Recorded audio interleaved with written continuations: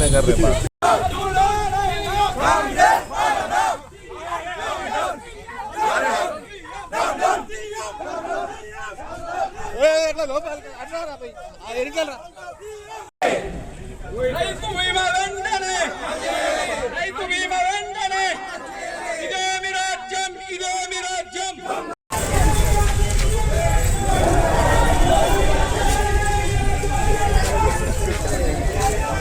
Smile ఇచ్చుకునేది ఇస్తున్నారు అలా.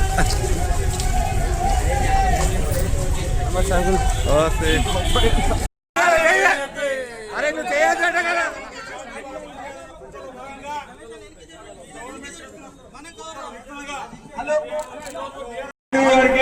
వినతి పత్రం సమర్పించడానికి దయచేసి ప్రభుత్వానికి పంపించవలసిందిగా మనస్ఫూర్తిగా కోరుకుంటున్నాం. జై తెలంగాణ.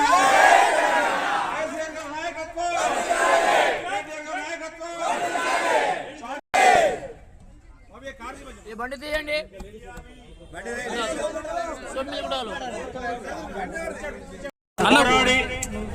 తెలంగాణ సాధించిన గనుడు కేసీఆర్ గారు మరి 10 సంవత్సరాల ప్రభుత్వంలో ఎన్నో పథకాలు అమలు చేసినటువంటి గనుడు కేసీఆర్ గారు.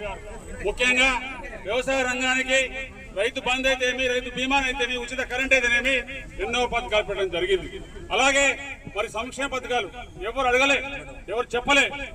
ప్రతి పేదింటి ఆడబిడ్డకు మేనమామలాగా 1,116 రూపాయలు కట్నంగా ఇచ్చేవాడు.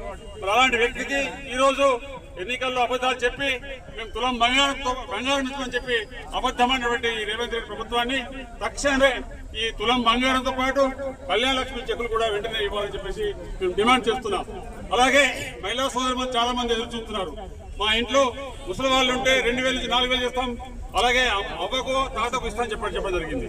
అలాగే ప్రతి 18 ఏళ్ళు నిండిన మహిళకు మరి 2,500 రూపాయలు కూడా ఇస్తామని చెప్పి అబద్ధం మాట చెప్పినటువంటి 420 హామీలు ఇచ్చి తప్పుకున్న ఈ కేసీఆర్ గారి నాయకత్వంలో పనిచేసిన అప్పటి పథకాలన్నీ అన్నింటినీ అమలు చేయాలని చెప్పేసి మేము కోరుకుంటున్నాం. ఈరోజు రేవంత్ రెడ్డి గారు ఏ ఒక్క పథకాన్ని ఆపినా తప్పకుండా ఇది ఉద్యమం మొదలైంది.